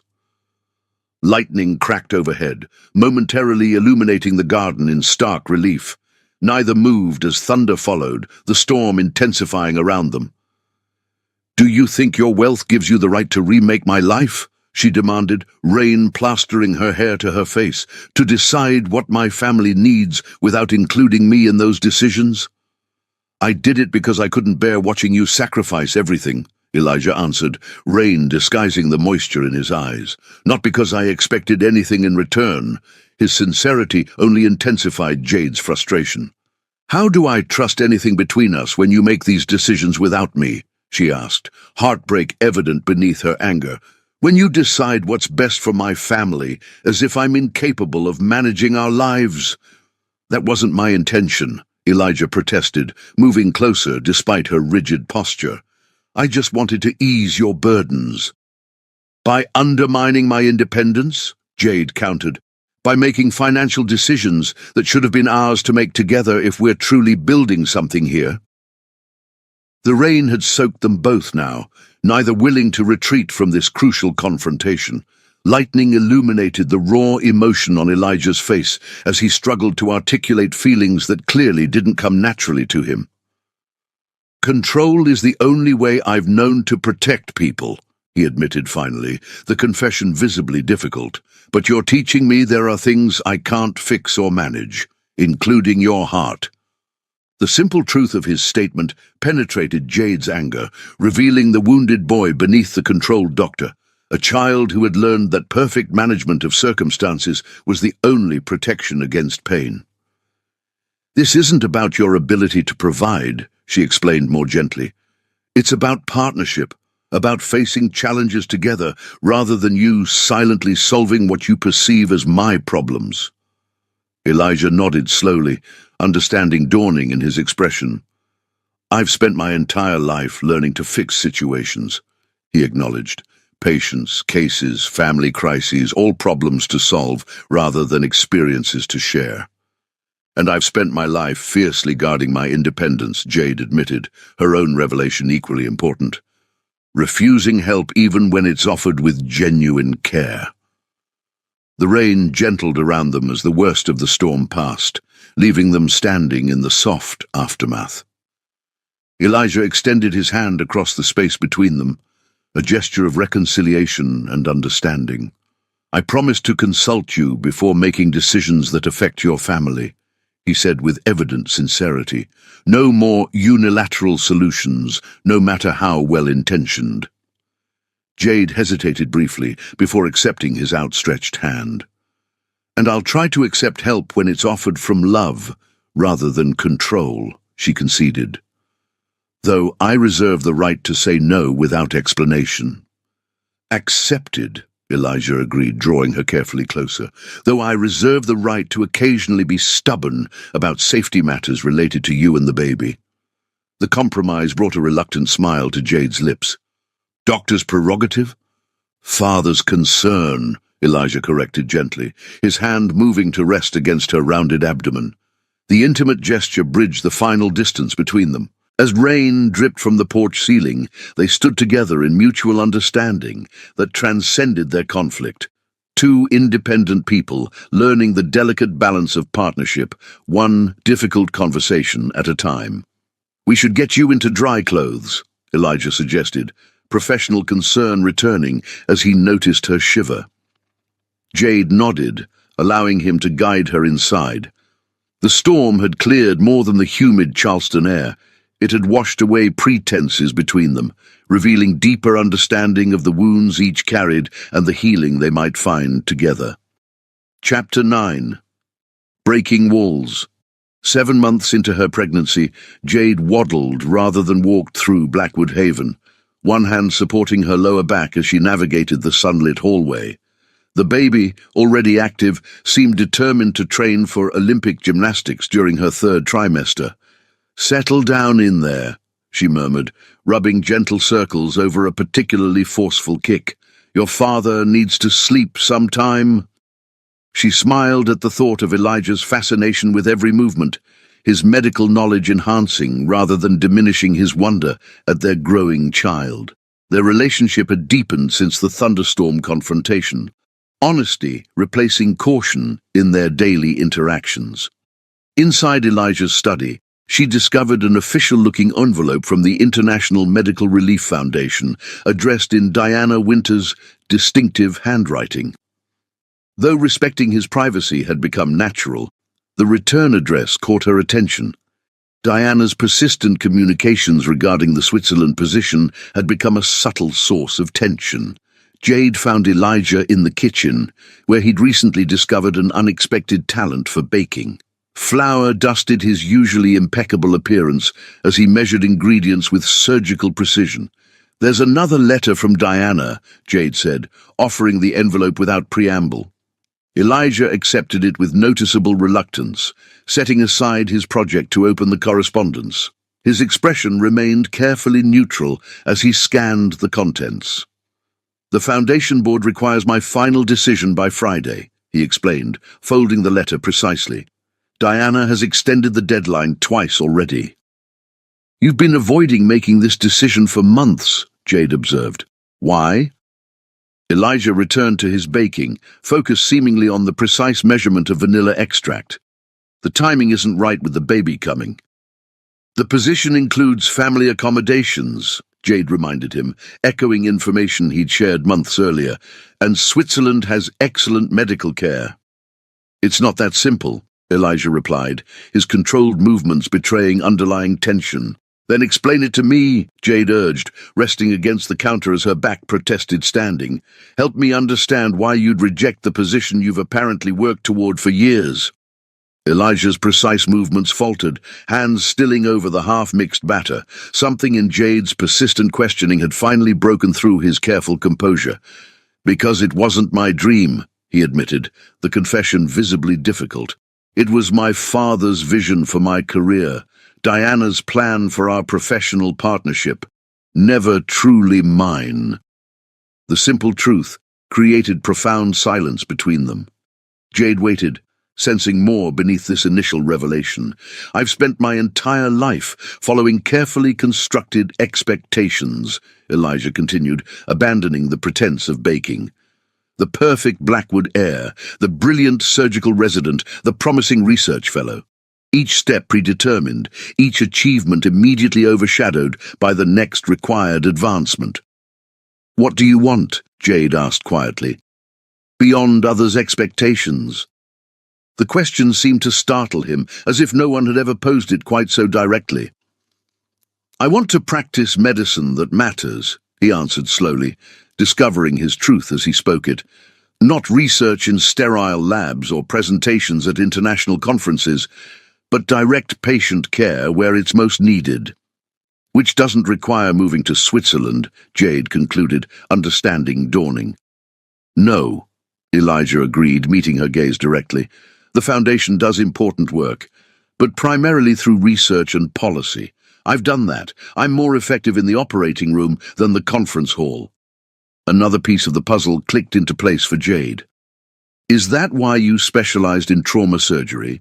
Immediate impact rather than long-term research?" "Exactly," Elijah confirmed, surprise evident that she'd understood so intuitively. "Every successful trauma case represents a life definitively saved, a family kept whole, immediate, tangible results." He moved closer, hesitation gone as he took her hands in his. "There's something else you should know," he said, resolution clear in his expression. "The day after our confrontation with my father, he called me to his office." "What happened?" Jade asked, sensing the significance of this previously unmentioned meeting. "He offered an ultimatum," Elijah explained, bitterness briefly coloring his voice. "Accept the Switzerland position and maintain the Blackwood medical legacy, or face consequences." "What consequences could he possibly threaten you with?" Jade asked, incredulous. "You're a respected surgeon with an established reputation." Elijah's expression darkened. "He threatened to reveal confidential information about a former patient, a prominent political figure who sought treatment for mental health issues. Exposure would destroy both the patient's career and my professional credibility for breaching confidentiality." Shock rendered Jade momentarily speechless. "Your father would deliberately harm a patient to control your career choices." "James Blackwood believes the family legacy supersedes individual ethics," Elijah replied with resigned understanding. "He spent a lifetime protecting the Blackwood name at any cost." "So you rejected the fellowship to protect your patient?" Jade concluded, outrage on his behalf, mingling with profound respect for his decision. "Even knowing what it might cost your career." "I rejected it for multiple reasons," Elijah corrected, his gaze intensifying as he moved closer. "The patient's confidentiality was paramount, yes, but more significantly." He drew a steadying breath before continuing. "I've spent my career saving strangers while keeping emotional distance. But the thought of being separated from you terrifies me more than admitting how deeply I've fallen in love with you." The declaration hung between them, simple yet profound in its vulnerability. For months they had circled this truth, acknowledging growing connection while avoiding naming the feeling that had developed between them. "Love," Jade repeated softly, testing the word that had entered their relationship by circumstance rather than choice. "I didn't expect it," Elijah admitted, his usual composure entirely absent. "Didn't plan for it, certainly didn't anticipate finding it after the disaster of my almost wedding. But there it is, simple and overwhelming, and completely beyond my control." The irony of this final admission that love had defeated his lifelong attempt to control circumstances brought unexpected tears to Jade's eyes. Before she could respond, sharp pain lanced through her abdomen, driving the breath from her lungs. "Jade!" Elijah's concern transformed instantly to medical alarm as she doubled over, clutching her stomach. "Something's wrong," she gasped, another wave of pain stealing her words. Warm liquid trickled down her legs, not the slow breaking of waters, but a sudden gush that contained unmistakable streaks of bright red blood. Elijah's training took over instantaneously. In fluid, practiced movements, he guided her to the nearest sofa, simultaneously grabbing his phone to call his obstetrical colleague. "Placental abruption," he explained tersely into the phone, fingers finding Jade's pulse with practiced precision. 30 weeks gestation, significant bleeding, patient fully conscious but experiencing intense contractions. Through waves of escalating pain, Jade registered his calm efficiency, even as fear shadowed his eyes. His free hand never left hers, anchor in the storm of pain, threatening to overwhelm her. "The ambulance is 8 minutes out," he relayed, setting aside the phone to focus entirely on her. "I need you to breathe with me, just like we practiced. Shallow breaths through the contractions." Jade nodded, struggling to follow his guidance as another spasm gripped her. "The baby is our priority," Elijah assured her, professional composure belied by the tremor in his hands as he checked her pulse again. "Charleston Memorial's NICU is excellent, and Dr. Reynolds is the best maternal fetal specialist in the state." His controlled veneer cracked just slightly as he pressed his forehead to hers. "Hold on, Jade," he whispered fiercely. "Just hold on. I can't lose you." The raw fear in his voice penetrated her pain, anchoring her to consciousness when darkness threatened at the edges of her vision. She focused on his face, on the love and terror mingled in his expression, using that connection to fight the pull of increasing blood loss and pain. When paramedics arrived minutes later, Elijah briefed them with professional precision, even as he refused to release Jade's hand. Only when they reached the emergency entrance at Charleston Memorial did he reluctantly step aside, allowing the trauma team to take over. "I love you," Jade managed weakly as they prepared to rush her to surgery, fighting to remain conscious long enough to respond to his earlier declaration. Elijah's composure broke completely as he pressed his lips briefly, desperately to hers. "Fight," he urged, the single word containing every emotion he'd once kept so carefully contained. "Fight to stay with me." As consciousness slipped away, Jade held that request close. The sound of his voice, the touch of his hand, the love finally acknowledged between them, becoming her tether to a world growing increasingly distant as surgical doors swung closed between them. Chapter 10. Between Worlds. White light surrounded Jade, not harsh but softly encompassing, creating a sense of weightless suspension. Pain had vanished, replaced by profound peace, unlike anything she'd experienced. She floated in tranquil silence, time becoming meaningless as the light gently pulsed around her. "Not yet, sweetheart," a familiar voice whispered from the luminescence. "It's not your time." "Mom?" Jade called, recognizing the voice she hadn't heard in 8 years. A figure materialized within the light, her mother as she remembered her, vibrant and smiling. "You need to go back, Jade. They're waiting for you." "Who's waiting?" Jade asked, confused yet strangely unafraid. "Your daughter, Elijah, the family you're creating." Her mother's form began fading. "We'll meet again someday, but not now. Live your life, my brave girl." The peaceful light receded, replaced by antiseptic hospital smells and the rhythmic beeping of monitoring equipment. Pain returned in dull waves, muted by medication, but unmistakably present. Jade struggled to open heavy eyelids, consciousness returning in gradual fragments. A warm weight rested against her hand. Through blurred vision, she made out Elijah's form, slumped forward in a chair beside her bed, his head resting on the mattress near their joined hands. Even in sleep, his fingers remained intertwined with hers, unwilling to relinquish connection. She studied him, unobserved, taking in the stubbled jaw and rumpled surgical scrubs that suggested he hadn't left her side for considerable time. Dark circles shadowed his closed eyes, his normally perfect appearance completely abandoned in what appeared to be an exhausted vigil. "Elijah," she whispered, her voice raspy from intubation. He woke instantly, physician's instincts overriding exhaustion as his eyes focused with immediate clarity. When he registered her conscious state, profound emotion transformed his features. "Jade," he breathed, the single word containing volumes of relief and fear and gratitude. "You're back."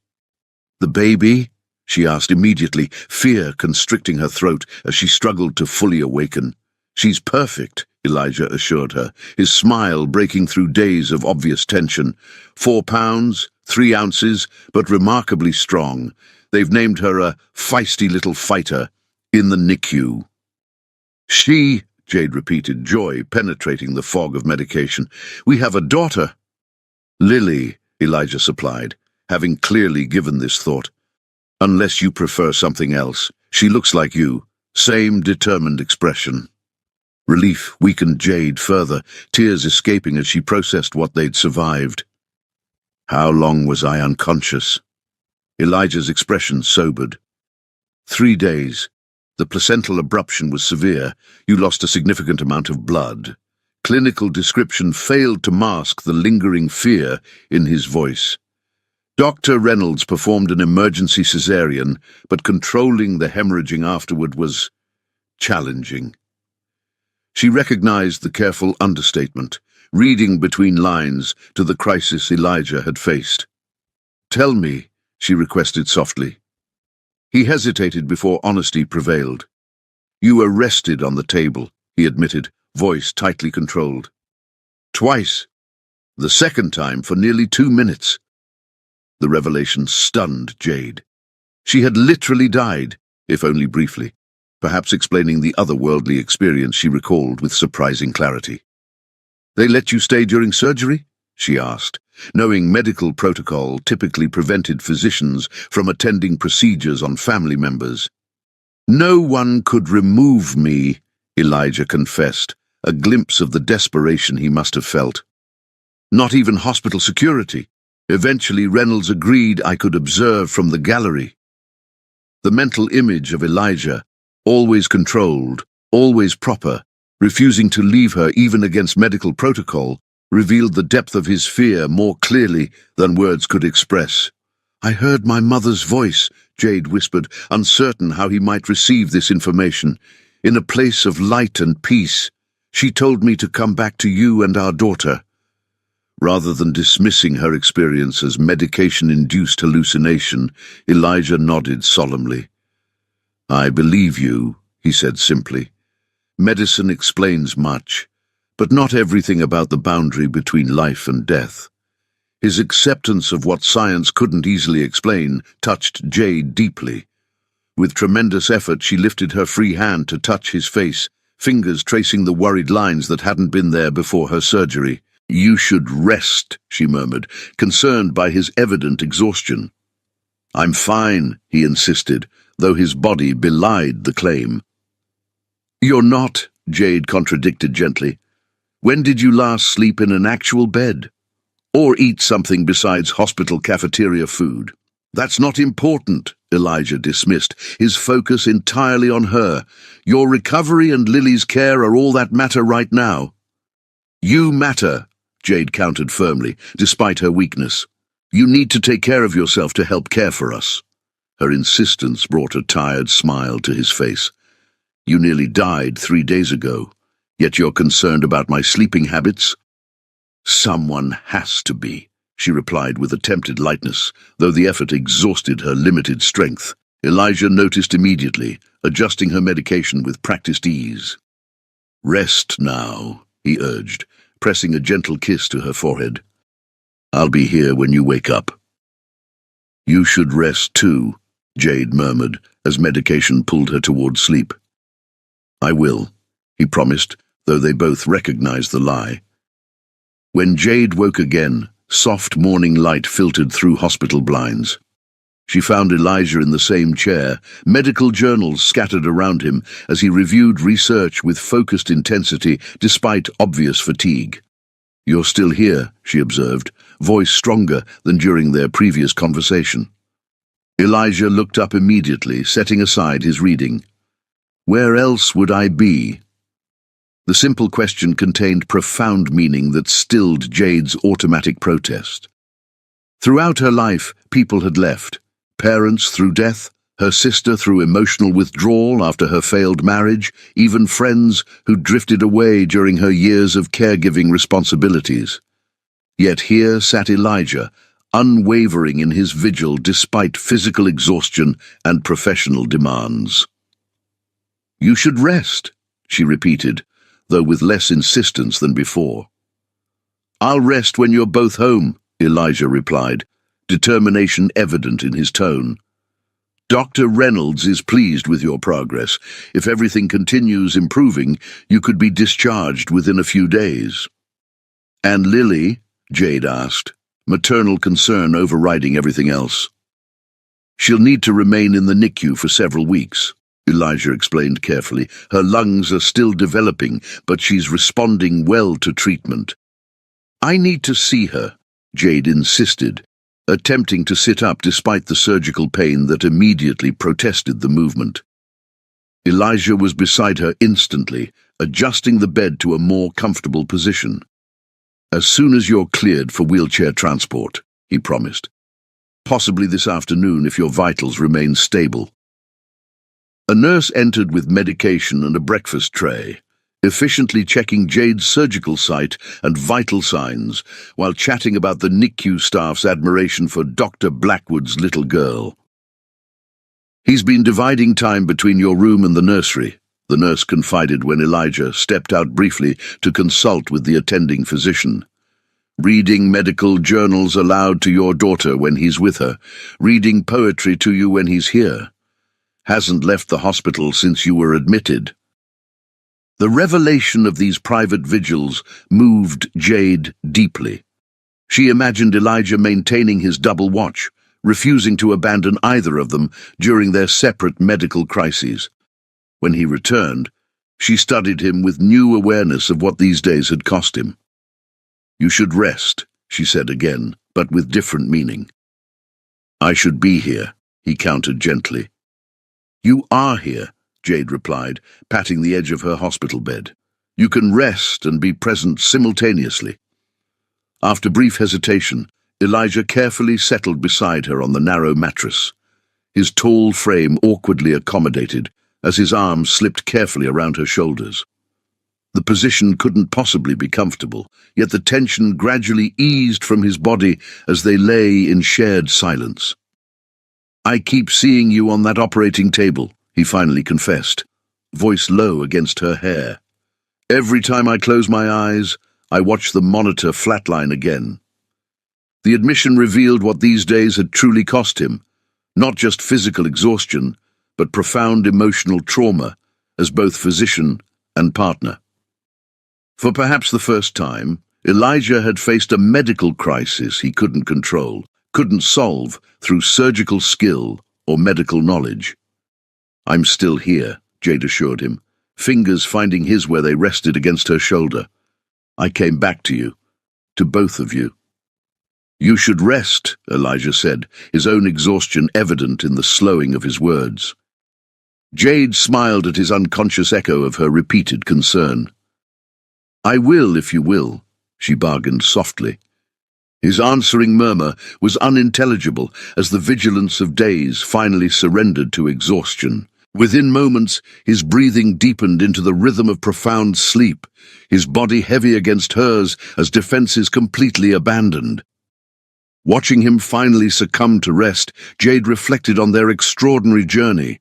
From strangers at a disrupted wedding to parents bound by crisis and deepening love, what had begun as madness had transformed into something neither could have anticipated or planned.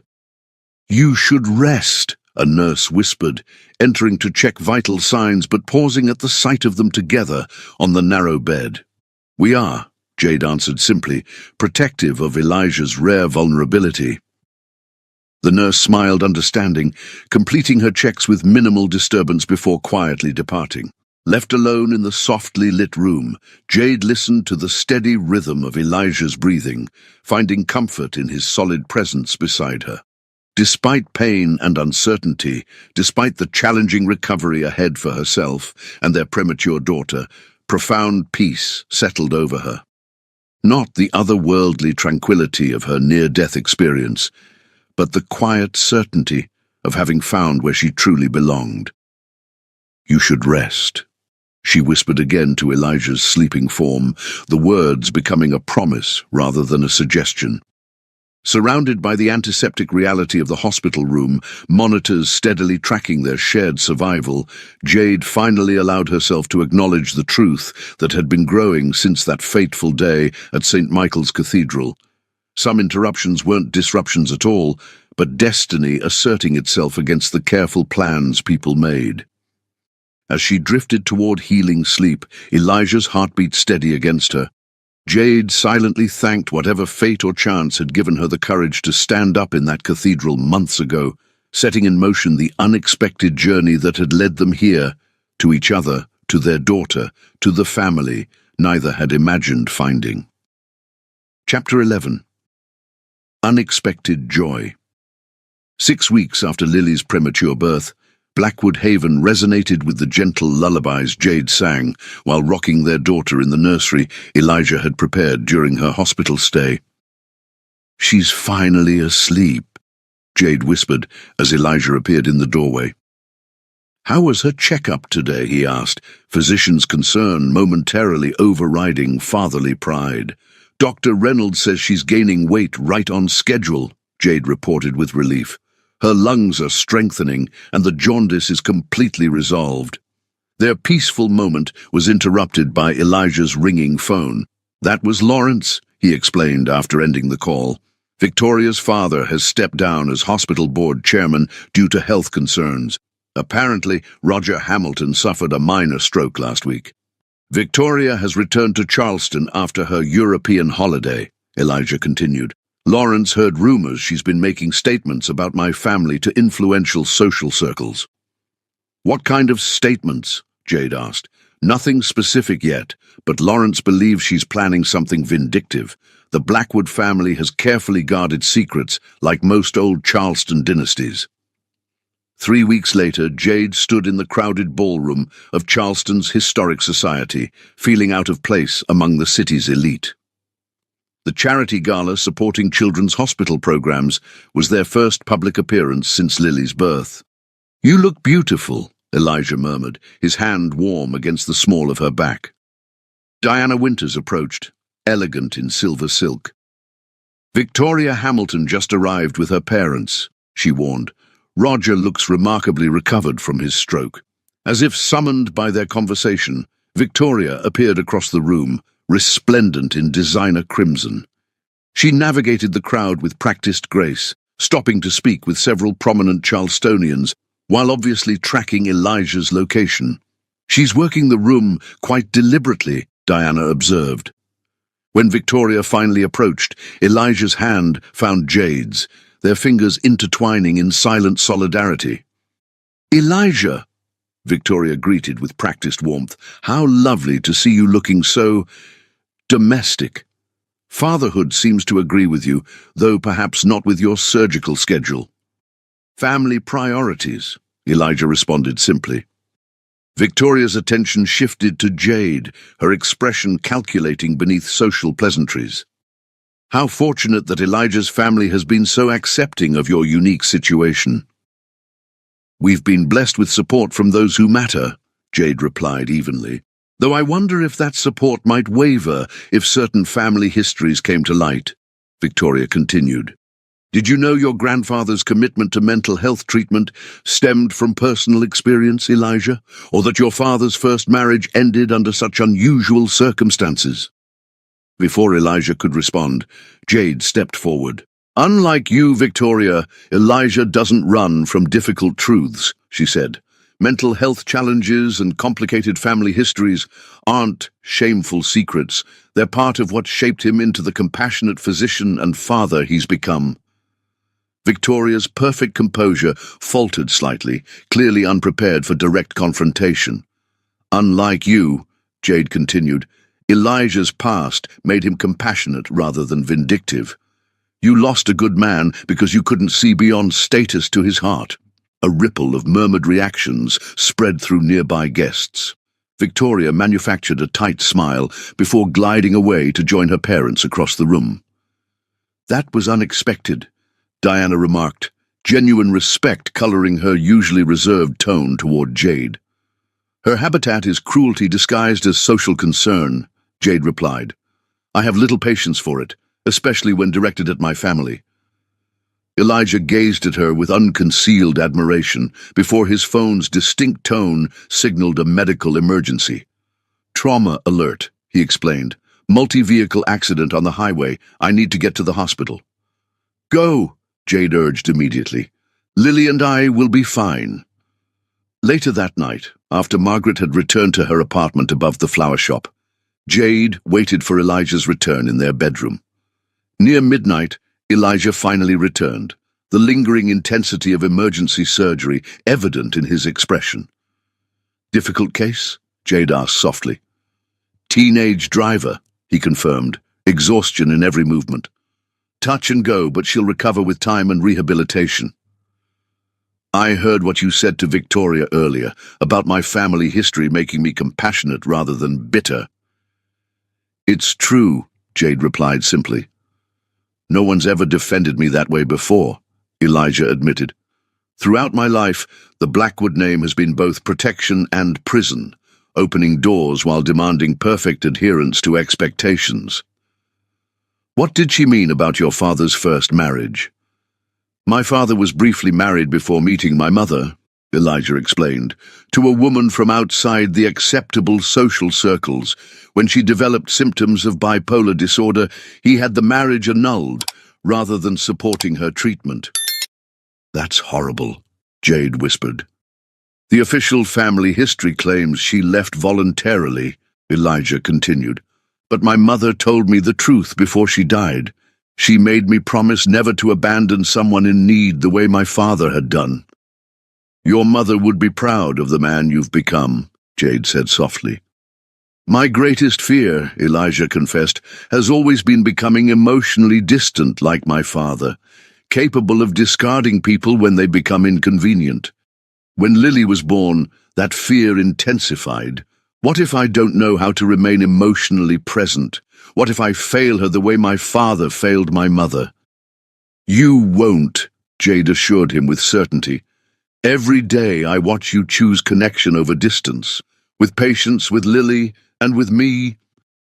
Their conversation continued deep into the night, barriers falling as they shared fears and hopes without reservation.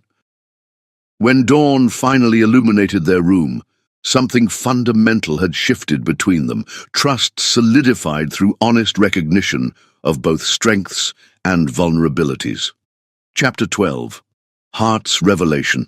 14 months after Lily's birth, Jade stood in the sunroom studio, adding finishing touches to decorations for their daughter's birthday. Rising to reach another paintbrush, sudden dizziness swept over her. Strong arms caught her before she hit the floor, Elijah's voice calling her name as consciousness wavered. At Charleston Memorial, tests revealed news that stunned them both into silence. "Congratulations, Doctor," Chen announced, turning the ultrasound monitor. "You're approximately 12 weeks pregnant with twins." "That's impossible," Jade whispered. After Lily's traumatic birth, Dr. Reynolds had warned another pregnancy was extremely unlikely. "Both with strong heartbeats," Dr. Chen confirmed, pointing to the screen. Elijah leaned forward, medical training allowing him to interpret the sonogram. "Identical," he said softly, wonder replacing shock in his voice. At 32 weeks, despite all precautions, premature labor began. Jade found herself in Charleston Memorial's surgical suite, monitors tracking 3 separate heartbeats. "Blood pressure dropping," a nurse announced with concern. Through medication-induced haziness, Jade registered Elijah's voice from across the room in surgical scrubs. After much discussion, he had honored hospital protocol rather than remaining by her side during delivery. "First twin delivered," Dr. Reynolds announced. "Apgar 7.